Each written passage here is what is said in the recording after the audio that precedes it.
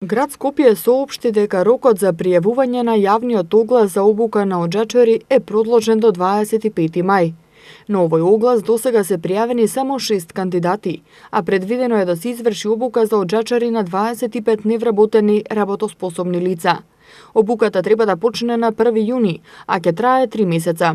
Кандидатите за време на обуката ќе добиваат надомест од 9000 денари месечно, а по нејзиното завршување, секој покрај сертификат ќе добие основни материјали за отворање сопствен бизнис и извесно вработување, затоа што чистењето на оџаците ќе биде субвенционирано од градот со 10 милиони денари. Овие субвенции ќе се реализираат по успешно спроведената обука на новите 25 оџачари. Обуката на новите оџачари ќе спроведе градот Скопје во соработка со Министерството за труд и социјална политика и Агенцијата за вработување на Република Македонија. Во Скопје сега има само 8 регистрирани оџачари, а 45% од вкупниот број домаќинства се греат на дрва, што е 1/3 од уделот во вкупното загадување на воздухот во градот. Според некои податоци, во Скопје има над 60.000 оџаци, што многу ретко се чистат, а општо е познато дека неисчистен оџак загадува најмалку двојно повеќе во споредба со исчистен оџак.